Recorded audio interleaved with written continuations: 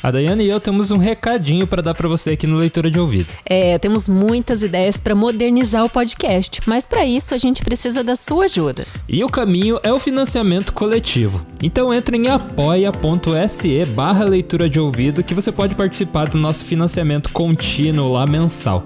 Assim você vai apoiar muito a literatura e o nosso trabalho que a gente ama fazer. E tem também algumas recompensas para quem estiver com a gente mensalmente neste apoio. O Leitura de Ouvido é feito por nós dois apenas, né? Então é um trabalho muito árduo que a gente coloca muito tempo e dedicação em cima. E com seu apoio a gente vai poder continuar e ainda melhorar o nosso podcast. Entra em apoia.se/leitura de ouvido e vem com a gente para essa jornada de herói.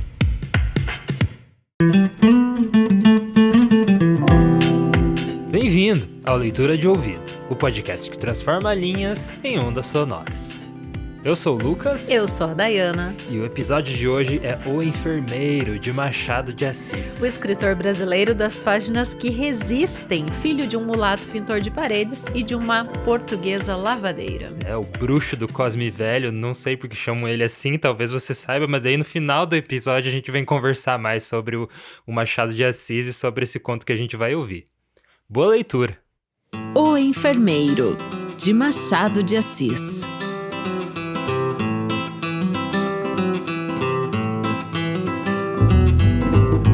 Parece-lhe então que o que se deu comigo em 1860 pode entrar numa página de livro?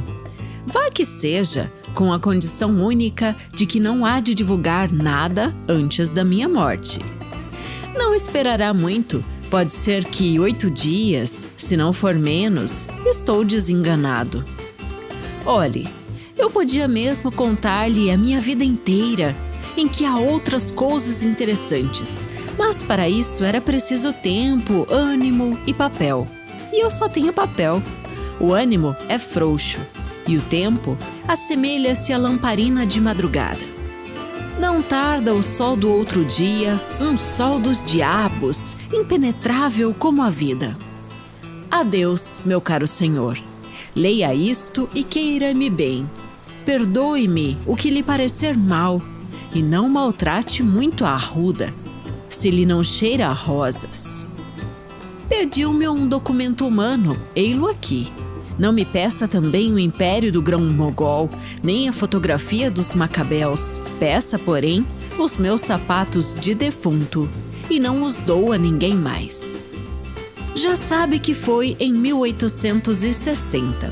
No ano anterior, ali pelo mês de agosto, tendo eu 42 anos, fiz-me teólogo. Quero dizer, copiava os estudos de teologia de um padre de Niterói, antigo companheiro de colégio que assim me dava delicadamente casa, cama e mesa. Naquele mês de agosto de 1859, recebeu ele uma carta de um vigário de certa vila do interior, perguntando se conhecia pessoa entendida, discreta e paciente que quisesse ir servir de enfermeiro ao coronel Felisberto, mediante um bom ordenado. O padre falou-me. Aceitei com ambas as mãos, estava já enfarado de copiar citações latinas e fórmulas eclesiásticas. Vim à corte despedir-me de um irmão e segui para a vila. Chegando à vila, tive más notícias do coronel. Era homem insuportável, estúrdio, exigente. Ninguém o aturava, nem os próprios amigos. Gastava mais enfermeiros que remédios. A dos deles quebrou a cara. Respondi que não tinha medo de gente sã, menos ainda de doentes. E depois de entender-me com o vigário, que me confirmou as notícias recebidas e me recomendou mansidão e caridade, segui para a residência do coronel. Achei-o na varanda da casa estirado numa cadeira, bufando muito. Não me recebeu mal. Começou por não dizer nada. Pôs em mim 2 olhos de gato que observa. Depois, uma espécie de riso maligno alumiou-lhe as feições que eram duras. Afinal, disse-me que nenhum dos enfermeiros que tivera prestava para nada. Dormiam muito, eram respondões e andavam ao faro das escravas. 2 eram até gatunos. Você é gatuno? Não, senhor. Em seguida, perguntou-me pelo nome. Disse-lhe e lhe fez um gesto de espanto. Colombo? Não, senhor. Procópio José Gomes Valongo. Valongo? Achou que não era nome de gente e propôs chamar-me tão somente Procópio, ao que respondi que estaria pelo que fosse de seu agrado. Conto-lhe esta particularidade, não só porque me parece pintá-lo bem, como porque a minha resposta deu de mim a melhor ideia ao coronel. Ele mesmo declarou ao vigário, acrescentando que eu era o mais simpático dos enfermeiros que tivera. A verdade é que vivemos uma lua de mel de 7 dias. No 8º dia, entrei na vida dos meus predecessores, uma vida de cão. Não dormir, não pensar em mais nada, recolher injúrias e às vezes rir delas com ar de resignação e conformidade. Reparei que era um modo de lhe fazer corte. Tudo impertinências de moléstia e do temperamento. A moléstia era um rosário delas. Padecia de aneurisma, do reumatismo e de 3 ou 4 afecções menores. Tinha perto de 60 anos e desde os 5 toda a gente lhe fazia vontade. Se fosse só rabugento, vá, mas ele era também mau. Deleitava-se com a dor e a humilhação dos outros. No fim de 3 meses, estava farto de o aturar. Determinei vir embora. Só esperei a ocasião. Não tardou a ocasião. Um dia, como lhe não desse a tempo uma fomentação, pegou da bengala e atirou-me 2 ou 3 golpes. Não era preciso mais, despedi-me imediatamente e fui aprontar a mala. Ele foi ter comigo ao quarto, pediu-me que ficasse, que não valia a pena zangar por uma rabugice de velho. Instou tanto que fiquei. Estou na dependura, Procópio, dizia-me ele à noite. Não posso viver muito tempo. Estou aqui, estou na cova. Você há de vir ao meu enterro? Procópio, não o dispenso por nada. Há de ir, há de rezar ao pé da minha sepultura. Se não for, acrescentou rindo, eu voltarei de noite para lhe puxar as pernas. Você crê em almas de outro mundo, Procópio? Qual o quê? E por que é que não há de crer, seu burro? Redarguiu vivamente, arregalando os olhos. Eram assim as pazes. Imagine a guerra. Coibiu-se das bengaladas, mas as injúrias ficaram as mesmas, se não piores. Eu, com o tempo, fui calejando e não dava mais por nada. Era burro, camelo, pedaço de asno, idiota, moleirão, era tudo. Nem ao menos havia mais gente que recolhesse uma parte desses nomes. Não tinha parentes, tinha um sobrinho que morreu tísico em fins de maio ou princípio de julho, lá em Minas. Os amigos iam por lá às vezes aprová-lo, aplaudi-lo e nada mais. 5, 10 minutos de visita. Restava eu. Era eu sozinho para um dicionário inteiro. Mais de uma vez resolvi sair, mas, instado pelo vigário, ia ficando. Não só as relações foram se tornando melindrosas, mas eu estava ansioso para tornar a corte. Aos 42 anos, não é que havia de acostumar-me à reclusão constante ao pé de um doente bravio no interior.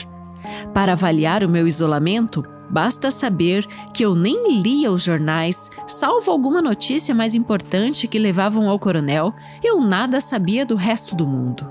Entendi, portanto, voltar para a corte na primeira ocasião, ainda que tivesse de brigar com o vigário.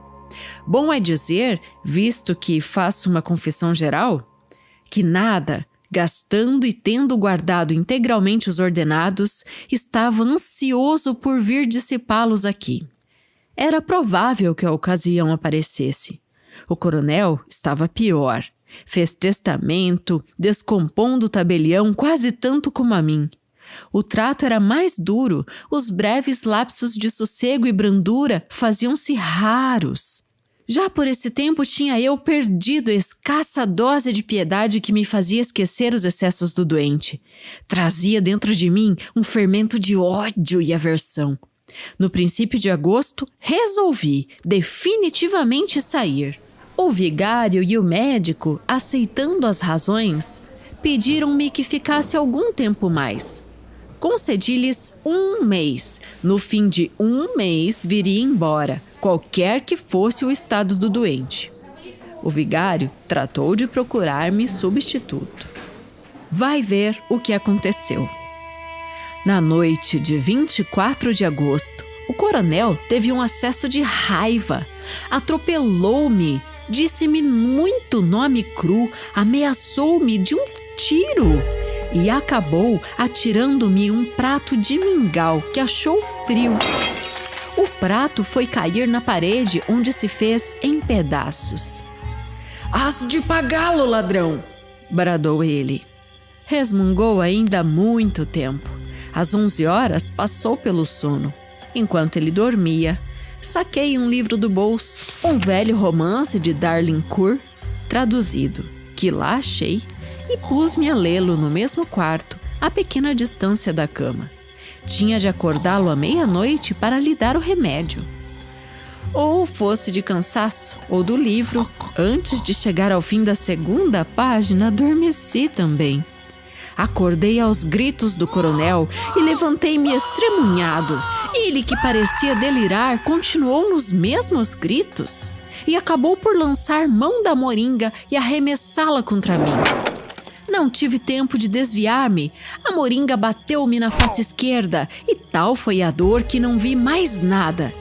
Atirei-me ao doente, pus-lhe as mãos ao pescoço, lutamos e esganei. Quando percebi que o doente expirava, recuei aterrado e dei um grito, mas ninguém me ouviu. Voltei à cama, agitei-o para chamá-lo à vida. Era tarde. Arrebentara o aneurisma e o coronel morreu. Passei a sala contígua e durante 2 horas não ousei voltar ao quarto. Não posso mesmo dizer tudo o que passei durante esse tempo. Era um atordoamento, um delírio vago e estúpido. Parecia-me que as paredes tinham vultos, escutava umas vozes surdas. Os gritos da vítima antes da luta e durante a luta continuavam a repercutir dentro de mim, e o ar, para onde quer que eu me voltasse, aparecia recortado de convulsões. Não creia que estava fazendo imagens nem estilo. Digo-lhe que eu ouvia distintamente umas vozes que me bradavam: "Assassino! Assassino!" Tudo mais estava calado. O mesmo som do relógio, lento, igual e seco, sublinhava o silêncio e a solidão. Colava a orelha à porta do quarto na esperança de ouvir um gemido, uma palavra, uma injúria, qualquer coisa que significasse a vida e me restituísse a paz à consciência. Estaria pronto a apanhar das mãos do coronel 10, 20, 100 vezes, mas nada, nada, tudo calado. Voltava a andar à toa na sala, sentava-me e punha as mãos na cabeça, arrependia-me de ter vindo. "Maldita hora em que aceitei semelhante coisa!" exclamava. E descompunha o padre de Niterói, o médico, o vigário, os que me arranjaram o lugar e os que me pediram para ficar mais algum tempo. Agarrava-me à cumplicidade dos outros homens. Como o silêncio acabasse por aterrar-me, abri uma das janelas para escutar o som do vento, se ventasse. Não ventava. A noite ia tranquila. As estrelas fulguravam com a indiferença de pessoas que tiram o chapéu a um enterro que passa e continuam a falar de outra coisa. Encostei-me ali por algum tempo, fitando a noite, deixando-me ir a uma recapitulação da vida, a ver se descansava da dor presente. Só então posso dizer que pensei claramente no castigo. Achei-me com um crime às costas e vi a punição certa. Aqui o temor complicou o remorso. Senti que os cabelos me ficavam de pé. Minutos depois, vi 3 ou 4 vultos de pessoas no terreiro espiando, com um ar de emboscada. Recuei. Os vultos esvaíram-se no ar. Era uma alucinação. Antes do alvorecer, curei a contusão da face. Só então, ousei voltar ao quarto. Recuei 2 vezes, mas era preciso, e entrei. Ainda assim, não cheguei logo à cama. Tremiam-me as pernas, o coração batia-me. Cheguei a pensar na fuga, mas era confessar o crime. E, ao contrário, urgia fazer desaparecer os vestígios dele. Fui até a cama. Vi o cadáver com os olhos arregalados e a boca aberta, como deixando passar a eterna palavra dos séculos. Caim, que fizeste de teu irmão? Vi no pescoço o sinal das minhas unhas. Abotoei alto a camisa e cheguei ao queixo à ponta do lençol. Em seguida, chamei um escravo. Disse-lhe que o coronel amanhecera morto. Mandei recado ao vigário e ao médico. A primeira ideia foi retirar-me logo cedo, a pretexto de ter meu irmão doente. E, na verdade, receber a carta dele alguns dias antes, dizendo-me que se sentia mal. Mas adverti que a retirada imediata poderia fazer despertar suspeitas e fiquei. Eu mesmo amortalhei o cadáver com o auxílio de um preto velho e míope. Não saí da sala mortuária, tinha medo de que descobrissem alguma coisa. Queria ver no rosto dos outros se desconfiavam, mas não ousava fitar ninguém. Tudo me dava impaciências. Os passos de ladrão com que entravam na sala, os cochichos, as cerimônias e as rezas do vigário. Vindo a hora, fechei o caixão. Com as mãos trêmulas, tão trêmulas que uma pessoa que reparou nelas disse a outra com piedade: "Coitado do Procópio, apesar do que padeceu, está muito sentido." Pareceu-me ironia. Estava ansioso por ver tudo acabado. Saímos à rua. A passagem da meia escuridão da casa para a claridade da rua deu-me grande abalo. Receei que fosse então impossível ocultar o crime. Meti os olhos no chão e fui andando. Quando tudo acabou, respirei. Estava em paz com os homens, não estava com a consciência. E as primeiras noites foram naturalmente de desassossego e aflição. Não é preciso dizer que vim logo para o Rio de Janeiro, nem que vivia aqui aterrado, embora longe do crime. Não ria, falava pouco, mal comia, tinha alucinações, pesadelos. "Deixa lá o outro que morreu", diziam-me. "Não é caso para tanta melancolia." E eu aproveitava a ilusão, fazendo muitos elogios ao morto, chamando-lhe boa criatura, impertinente é verdade, mas um coração de ouro. E, elogiando, convencia-me também, ao menos por alguns instantes.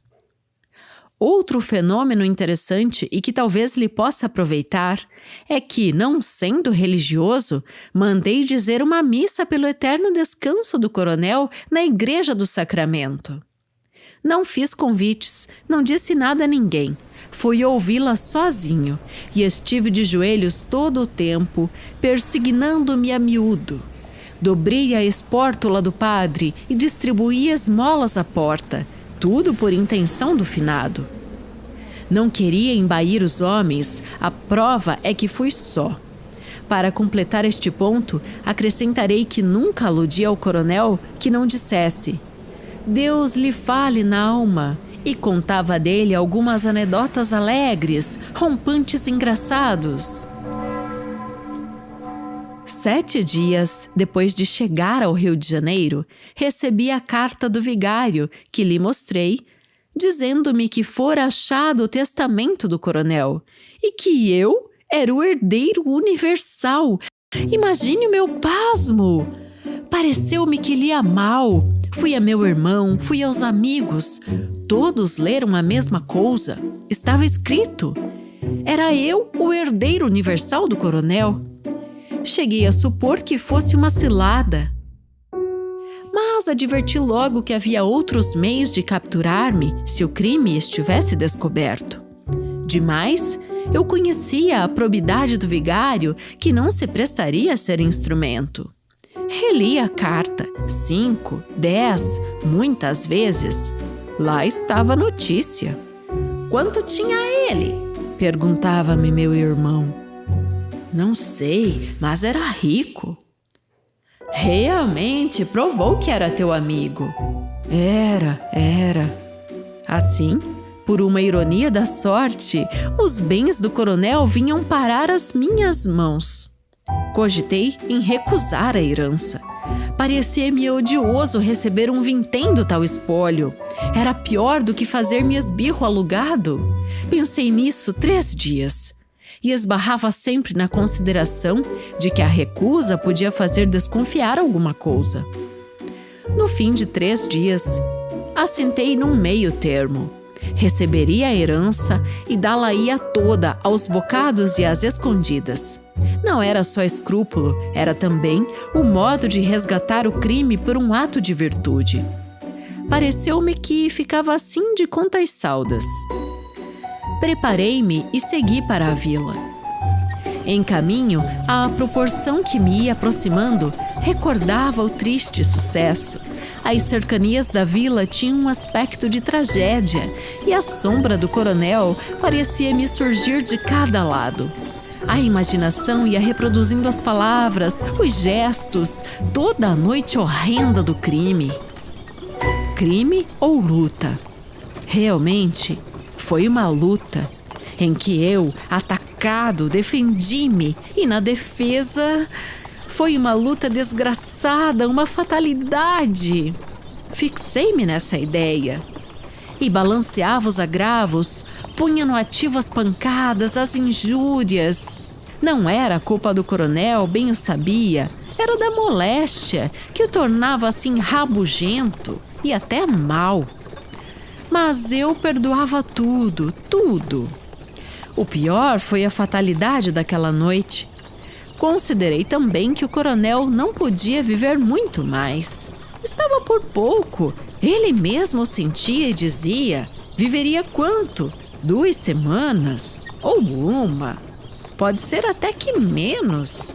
Já não era a vida, era um molambo de vida, se isto mesmo se podia chamar ao padecer contínuo do pobre homem. E quem sabe mesmo se a luta e a morte não foram apenas coincidentes? Podia ser, era até o mais provável. Não foi outra coisa. Fixei-me nesta ideia também. Perto da vila, apertou-se-me o coração e quis recuar. Mas dominei-me e fui. Receberam-me com parabéns. O vigário disse-me que as disposições do testamento, os legados pios e de caminho, ia louvando a mansidão cristã e o zelo com que eu servira ao coronel, que apesar de áspero e duro, soube ser grato. Sem dúvida, dizia eu olhando para outra parte. Estava atordoado. Toda a gente me elogiava a dedicação e a paciência. As primeiras necessidades do inventário detiveram-me algum tempo na vila. Constituí advogado. As coisas correram placidamente. Durante esse tempo, falava muita vez do coronel. Vinham contar-me coisas dele, mas sem a moderação do padre. Eu defendia-o, apontava algumas virtudes, era austero. Qual austero? Já morreu, acabou, mas era o diabo. E referiam-me casos duros, ações perversas, algumas extraordinárias. Quer que lhe diga? Eu, a princípio, ia ouvindo cheio de curiosidade. Depois, entrou-me no coração um singular prazer que eu sinceramente buscava expelir. E defendia o coronel, explicava-o, atribuía alguma coisa às rivalidades locais, confessava assim que era um pouco violento. Um pouco? Era uma cobra assanhada, interrompia-me o barbeiro. E todos, o coletor, o boticário, o escrivão, todos diziam a mesma coisa. E vinham outras anedotas, vinha toda a vida do defunto. Os velhos lembravam-se das crueldades dele em menino. E o prazer íntimo, calado, insidioso crescia dentro de mim, espécie de tênia moral, que por mais que a arrancasse aos pedaços, recompunha-se logo e ia ficando. As obrigações do inventário distraíram-me. E, por outro lado, a opinião da vila era tão contrária ao coronel que a vista dos lugares foi perdendo para mim a feição tenebrosa que a princípio achei neles. Entrando na posse da herança, convertia-a em títulos e dinheiro. Eram então passados muitos meses e a ideia de distribuí-la toda em esmolas e donativos pios não me dominou como a da primeira vez. Achei mesmo que era afetação. Restringi o plano primitivo. Distribuí alguma coisa aos pobres, dei à matriz da vila uns paramentos novos, fiz uma esmola à Santa Casa de Misericórdia, etc. Ao todo, 32 contos. Mandei também levantar um túmulo ao coronel, todo de mármore, obra de um napolitano que aqui esteve até 1866 e foi morrer, creio eu, no Paraguai. Os anos foram andando. A memória tornou-se cinzenta e desmaiada. Penso às vezes no coronel, mas sem os terrores dos primeiros dias. Todos os médicos a quem contei as moléstias dele foram acordes em que a morte era certa e só se admiravam de ter resistido tanto tempo. Pode ser que eu, involuntariamente, exagerasse a descrição que então lhes fiz. Mas a verdade é que ele devia morrer, ainda que não fosse aquela fatalidade. Adeus, meu caro senhor. Se achar que esses apontamentos valem alguma coisa, pague-me também com um túmulo de mármore, ao qual dará por epitáfio esta emenda que faço aqui ao divino Sermão da Montanha.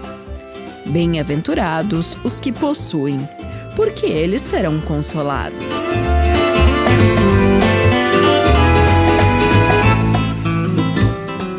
E esse foi o Enfermeiro, de Machado de Assis. Um humor negro, uma comédia cheio de erros. Cheio de ironias, é verdade, bem falado, uma comédia de erros, né? Uma sequência de fatos que vai amaciando e justificando. Pra variar, me lembrou de um filme específico, né? Sempre me lembra de filmes, mas vamos, antes de... Não me lembrei de nenhum filme. Não, eu já vou te falar que me lembrou de um filme que é muito bom, dos meus filmes favoritos, inclusive. Mas depois eu dou a dica, vamos falar do conto primeiro, de tudo que aconteceu. Vou ficar aqui curiosinha, então, enquanto isso. Bom, O Enfermeiro foi um conto publicado em 1896, mas a gente pode perceber que o conto se passa em 1859, 1860, né? Ele começa com aquela característica que o Machado adorava, né? Ele sempre escrevia... nesse texto não está marcado como nos romances é marcado, que a gente chama de advertência.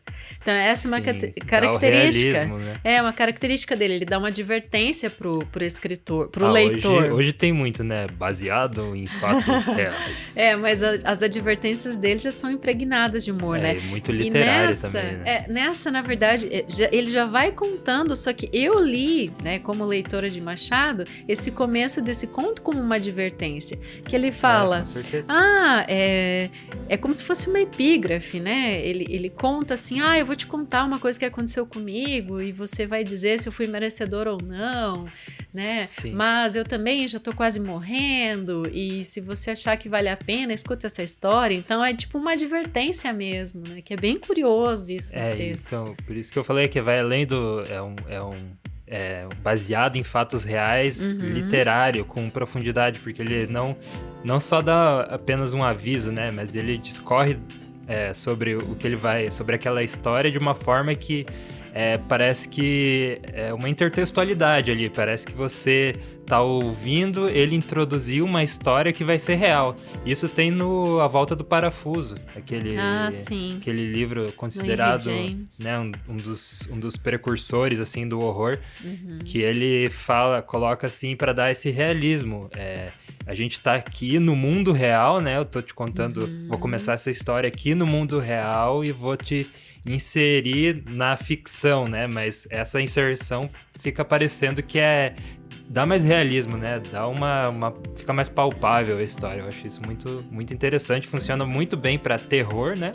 Mas aqui com essa comédia meio maluca dele também funciona. É uma comédia, mas ao mesmo tempo me lembrou um pouquinho, assim, até do próprio policial, sabe? Tem umas coisas ali principalmente quando desenrola o crime e o que ele faz depois para tentar despistar e apagar tudo. Claro que não é um conto policial propriamente dito, mas tem faz algumas memórias, algumas lembranças, algumas homenagens. Mas vamos lá, né? A gente tem um fato que inicia, então, desse rapaz de 42 anos, o Procópio, que até então está sendo copista Me lembrou o Homem que Sabia Javanês, esse começo. Porque deu pra saber que ele não era, tipo, enfermeiro, né? Ele vou pegar esse trabalho que me apareceu aqui. Porque ele viu a oportunidade de ganhar dinheiro. Igual o Homem que Sabia Javanês. Quem não, né? Pois é, quem não, né? Essa oportunidade de ganhar dinheiro, não, eu posso cuidar desse cara. Não importa que ele é rabugento, chato. Eu ensino javanês pra ele também. Pra ganhar dinheiro eu faço isso, né? E logo de cara o conto apresenta as rabugices do velho. Eu achei que foi até leve. Ele na verdade, ele falou que ele era rabugento, mas tá certo que ele levou uma surra de bengala ali no começo. Não, e os xingamentos. Mas ele mencionava, né, muito que ele é rabugento.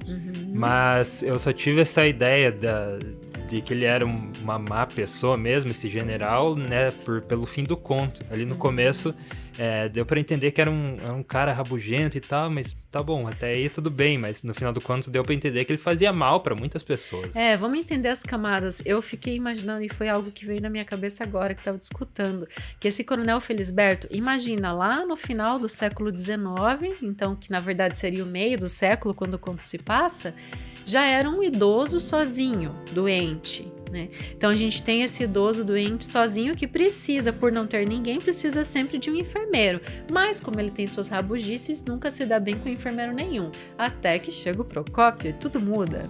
Porque, ou é porque ele tá muito decidido a ganhar dinheiro, que ele aguenta, né, os xingamentos, e até anotei aqui, burro, muito cansado de... camelo, não asno. Só pelo dinheiro, mas cansado de fazer copiar para os padres, que também não devia ser muito fácil, né? Ser copista do vigário. Foi o primeiro conto dessa época que tem a palavra burro também, como você falou. Não, burro, asno, camelo. Eu fiquei pensando, meu Deus, os animais, né? Nessa época já evocados, assim, todos quadrúpedes, né? A gente tem essas... Mas então... E tem a figura do vigário e do médico que meio que cerceiam, meio que é quem tá empurrando esse enfermeiro para continuar no que ele tá fazendo. Eu acho que os dois já estão cansados também do Felisberto. Que, começa com Feliz o nome dele, mas de feliz. Não lembrava do nome dele. Eu lembrei porque eu anotei aqui. Vai mais uma ironia aí, né? Cheio de ironias. Não, sempre, né? Sempre o Machado de Assis nunca escolhe um nome... Felisberto. Ele nunca escolhe sem propósito, pelo contrário. Ele tem muito propósito e aí entra também, né? Quem sabe até para aumentar um pouco essa própria fama no entorno, você falou do epíteto dele, né? Que é o bruxo do Cosme Velho. O que é isso aí? Então, esse epíteto é como os vizinhos dele chamavam Machado de Assis. Tipo, louco, olha sabe ali. Por quê? Porque um dia ele decidiu queimar umas cartas num caldeirão. Então, o maluco ali, ó. Parece um bruxo. Então, como se fosse um bruxo queimando cartas num caldeirão, né? Imagina caldeirão provavelmente negro de ferro. com bigode monumental, queimando cartas num caldeirão. Provavelmente já tá grisalho, né? Que eu conheço aquela foto dele que ele é grisalho com bigodão, assim. Daí tem também... Daí queimando cartas no caldeirão. Tem um maluco, reforço desse... maluco.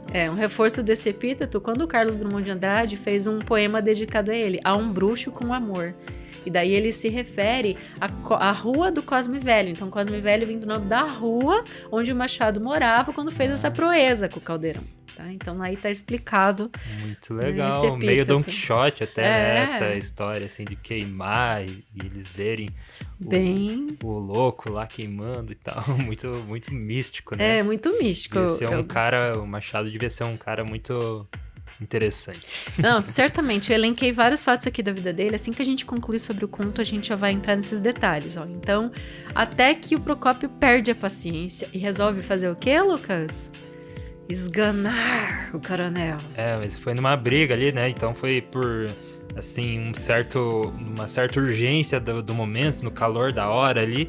E aconteceu isso que é totalmente comédia de erros. Daí eu já vou emendar com o filme? Com o filme que me lembrou, e assim, eu até vejo que é uma época tão longe de quando esse filme foi lançado, né, que dá até para pensar que como a literatura, né, influencia filmes, e, né, vai saber se Machado de Assis não influenciou Hollywood também, ou, né, outros escritores que daí Hollywood se influenciou, enfim, eu não sei quando que apareceu esse tipo de coisa primeiro, mas me lembrou muito o filme Fargo. Que é dos irmãos Coen, do Joel e o Ethan Coen. O filme em si, não a série. O filme. A série também, mas mais o filme, Esse fato é no filme. O filme Fargo, se eu não me engano, é de 1996. Posso estar errado, mas é dos anos 90 ali.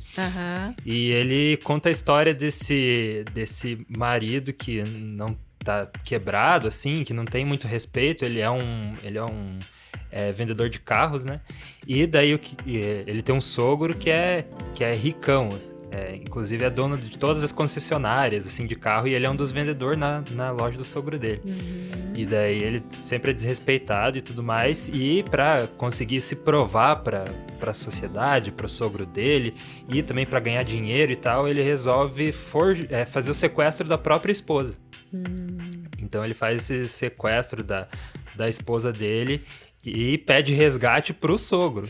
Então ele contrata dois bandidos lá e fala, contrata minha esposa, mas não machuque, não faça nada com ela, eu só quero o dinheiro e depois vocês soltam ela, faça esse sequestro. De repente dá tudo errado. Mas daí dá tudo errado, né? Porque é um plano perfeito. Nossa, e começa a dar tudo errado. E me lembrou, eu amo minha mulher. E me lembrou muito disso de ele ir ali no calor do momento, né? E acabar acontecendo algo inesperado. E na série do Fargo, na verdade, ele até acontece algo muito parecido. Ele meio que assassina, assim, a mulher. É um dos culpados pelo assassinato da própria mulher. E isso foi meio que sem querer, porque ele tomou atitudes incorretas na hora. Então me lembrou muito esse filme por essa linha da comédia de erro, né? Tem essa curva nesse narrador aqui, né? Então esse conto é narrado na perspectiva desse narrador que vive esse fato, né? Então é narração em primeira pessoa, e ele se arrepende, igual você lembrou aí no filme, né? Realmente ele se arrepende, ele fica no quarto pensando o que eu vou fazer, até que ele volta e resolve despistar, né? Ele se arrepende, ele até fala, maldito dia que eu fui pra esse vilarejo e tal. Então foi uma... E no filme do Fargo ele também, né? Se arrepende muito, porque que eu fui pensar em fazer esse sequestro, né? O que eu tinha na cabeça e tal, mas daí quando as coisas começam a acontecer, já foi. Já foi. Então o que acontece? Ele... Pra despistar, ele pensa, vamos fazer de conta que ele teve uma morte natural, né? Vamos fazer de conta que ele teve... Ele já tava com aneurisma mesmo, o aneurisma estourou ali. Na verdade, ele tava tentando se convencer, né? Então, a gente tem, a partir da morte do coronel, uma sequência de tentativas de convencimento. E aí que reside a ironia, né? A ironia que Machado emprega. Então, professoras, quem quiser estudar esse conto associado à gramática, né, a figuras de linguagem, trabalhe com seus alunos a ironia com o conto O Enfermeiro, porque aqui a gente tem uma sequência, agora até trouxe as anotações. Então ele pensa em fugir, Tem as alucinações, que é um elemento bem importante. A gente tem... sussurros, no vultos. audiodrama a gente tem, né, esses sussurros, esses vultos, que na leitura fica só na tua imaginação como leitor, né? Mas ouvindo o episódio, isso fica bem presente, né? Foge. Ele matou o cara, o fantasma dele já tava... Não sei se era o fantasma do falecido, era mais a culpa, né, falando na cabeça. Mas tem uma curiosidade legal, porque lembra que num dos embates ainda com o coronel, ele fala, eu vou voltar a puxar teu pé. Esse momento é bem marcado, na verdade, né? Quando ele fala isso, é um momento do conto que você, tipo, levanta a antena assim, falei... Algo vai acontecer. Vou guardar isso porque vai voltar depois, né? E daí então vai ficando aquilo, né? Ele começa a ouvir até os próprios conselhos dos outros. Ele tenta amenizar aquilo que, depois que morre a pessoa fica boa. Ele meio que trata o coronel assim, né? Lembra que ele dá vários elogios e... Que nada, o velho era meu Deus do céu! Sim, fazia mal pra todo mundo. Como ele matou, assassinou o velho, daí, né, ele era super gente boa. Então, daí tem aquilo, ele manda rezar missa, mesmo não sendo religioso, fica de joelho a missa inteira, enfim, é uma série de questões para ele tentar se convencer. Faz doação e, na comédia de erros, ele se torna o próprio herdeiro do coronel que ele matou. Muito surpreendente essa parte do enredo ali, né, ele de vir isso de ele ser o herdeiro, que daí deixou tudo mais interessante também, daí né? Será diz, que ele vai ficar com o dinheiro ou não? Eu vou recusar. Não, mas aí vão desconfiar. Aquela coisa do demônio e o anjinho, um de cada lado do ombro falando. Até fica essa dica aí, né? É uma boa ilustração para esse conto, né? Do cara ali, também, né? Além da ilustração em si. Mas aí a gente tem um jogo entre o escrúpulo e a virtude. Então, trazendo aqui a ironia, que é uma figura de linguagem caracterizada pelos opostos, né? Então, a gente tem o escrúpulo de um lado, não, mas eu não posso aceitar, não, eu vou doar tudo, vou ajudar os pobres e oprimidos, não, mas, né, todo mundo fala que eu fui magnífico em aguentar esse homem e cuidar dele e dedicar, enfim. E como eu só tenho 42 anos, né, cuidando de um idoso... Sim. E daí foi avançando pro final da história e ele começou a perceber que tanta pessoa falava mal, né, do velho, do coronel e que realmente não era uma pessoa assim que você deveria prezar tanto e acabou convencendo ele e você, leitor, que não, foi bom que morreu mesmo, porque era uma pessoa horrível e tal. É uma sequência de tentativa de convencimento. Se a gente for pensar, isso não fica muito longe de algumas coisas que a gente vive hoje, né? Então, o Machado foi... Por que as páginas dele resistem, né? Tudo que ele escreveu resiste e vai para os livros escolares, porque ele fez mesmo essa leitura, essa análise psicológica do ser humano, né? E era um grande observador de comportamentos. Então, todos esses costumes, essa condição humana de até se convencer de algumas coisas para justificar outras, ele retratou muito bem e com muito humor e ironia nos textos, né? Por isso que é tão apaixonante tudo que ele faz. Sim, um grande observador do comportamento humano em todos os contos dele, né? Isso é possível ser visto. Inclusive, a gente tem a Cartomante, que a gente já fez... Bom, acho que não vou conseguir citar todos no Machado de Assis. A gente já fez uns 5, mas todos valeram muito. Então volta aí nos episódios anteriores, que tem bastante conto do Machado de Assis. Eu vou falar que o meu favorito foi a Cartomante, porque mexeu com um pouco de sobrenatural. Eu gostei muito de Adão e Eva, me emocionei com Cantiga de Esponsais, tem o Espelho, que é muito intenso também e trata do duplo, né? Dessa teoria de que há o bem e o mal dentro de você, que há um algo... É meio Dr. Jekyll e Mr. Hyde, né? Esse outro conto do Machado que eu ainda quero trazer aqui, que tem essa pegada que você acabou de citar, é O Pai contra a Mãe, que eu também quero trazer aqui. É um dos famosos. Se você, leitor de ouvido, quer ouvir O Pai contra a Mãe aqui no nosso podcast, envie a sua mensagem. Mas a gente vai trazer sim. E já vamos partindo para a biografia, né, do Machado de Assis. Vamos lá. Então, já que a gente tá Primeiro, vou começar. Bem-aventurados que possuem pois eles serão consolados. Ele fez uma emenda no Sermão da Montanha, que é como desfecha esse conto, né? Bem interessante esse, né? Então, se eu tenho dinheiro, eu vou ficar bem, né? E aí surge, quem sabe, aquele ditado, né? Dinheiro traz felicidade e tudo mais. Mas então, eu fiz assim, eu anotei 5 passos bem evolutivos do Machado. Primeiro, ele foi vendedor de balas e doces.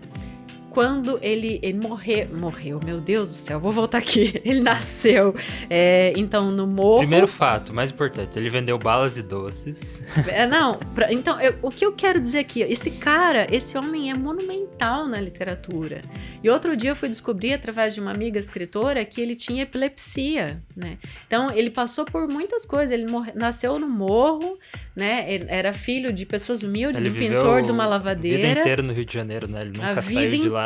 E fez todo mundo viajar por diversos lugares, sem sair do Brasil, sem sair do Rio, né? Então, quando você fala que talvez ele tenha influenciado, né, Hollywood, é bem provável que a literatura dele tenha influenciado lá fora, assim como ele trouxe muita coisa de fora aqui para dentro. Então, é impressionante o alcance da obra dele. Então, ele vendeu, sim, balas e doces, a família passava necessidade, nessa época já, inclusive, morando com a madrasta, mas ele aprendeu francês com uma senhora, né? Então, sempre ali, sabe uma coisa que eu notei também bem marcada? Ler os livros do Victor Hugo, os franceses, tudo em língua original, tanto é que ele aprendeu, ele traduziu, né?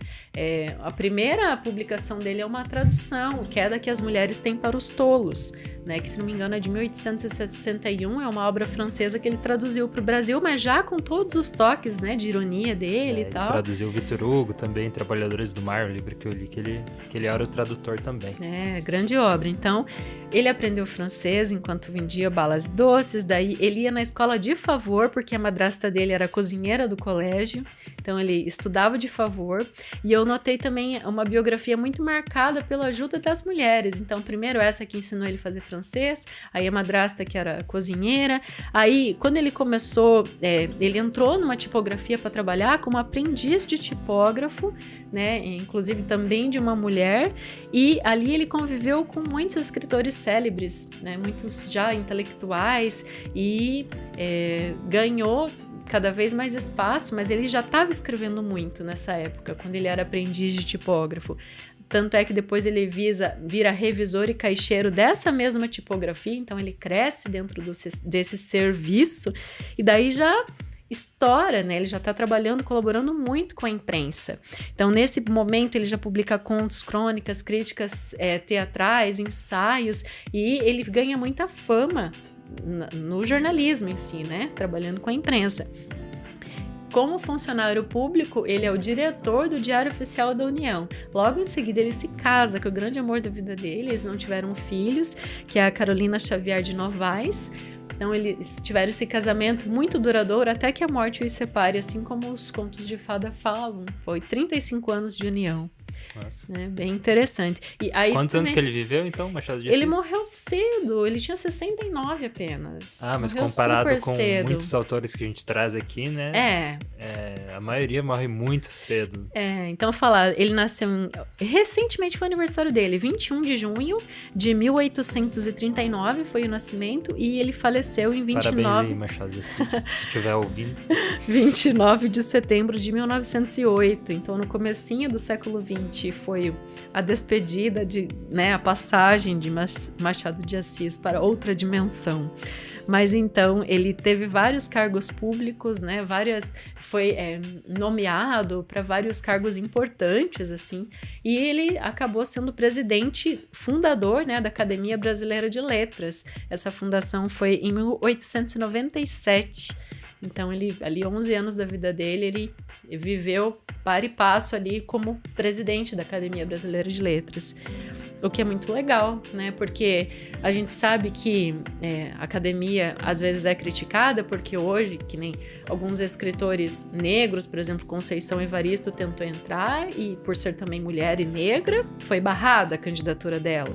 Então tem várias questões, assim, oponentes a alguns comportamentos mais recentes da própria academia, mas a gente tem que pensar que é um grupo de pessoas, né? Então, é uma decisão sempre em conjunto. Mas a gente tem também vários marcos importantes que consolidaram o que a gente tem de literatura brasileira hoje, né? E o fato dele ter sido presidente foi muito, muito merecido mesmo. Então, enfim, em resumo... Ele era negro, né? Se você não sabe. Ele era negro, o pai dele era mulato, né? E ele também... Então, teve muitas polêmicas, né, em momentos anteriores, ali, acho que foi na década de 90, início dos anos 2000, que ele foi retratado num comercial de um certo banco como branco, né, a pele branca, daí houve muitas críticas, e daí sim que todo mundo caiu a ficha, não, mas Machado de Assis era negro, né. Sim, e como fotos só em preto e branco e tal, daí aproveitava isso também, né.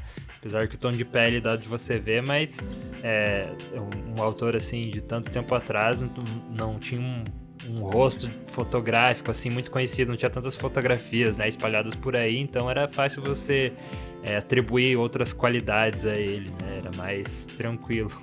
É bom a gente falar, né? Numa época sem internet também, né? Você via uma foto do Machado de Assis em livros, em revistas, enfim, jornal. Ele era um homem muito conhecido pelo trabalho na imprensa. Ele ficou realmente muito famoso em vida, assim, no seu tempo. E foi muito aclamado por vários intelectuais da época. Ele recebeu muita ajuda. Por exemplo, o próprio Joaquim Manuel de Macedo, que é o que fez...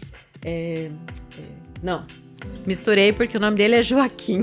Eu quero falar do Manuel Antônio de Almeida, que fez Memórias de um Sargento de Milícias, foi um dos que acolheu o Machado nesse tempo que ele trabalhava na tipografia, né, e ajudou ele em muitas coisas, mas o nome dele era Joaquim Maria Machado de Assis, né, que misturei as bolas aqui para falar o nome dele.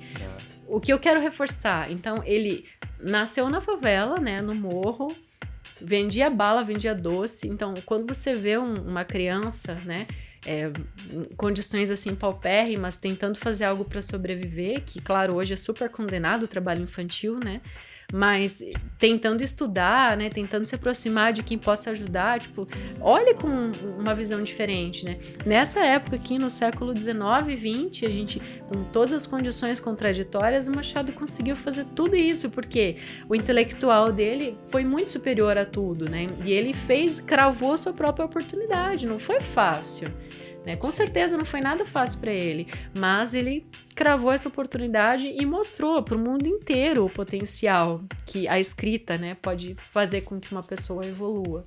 Então é extraordinário. O próximo sorvete seco que você comprar de alguém, vendedor de rua, pode ser o próximo Machado de Assis.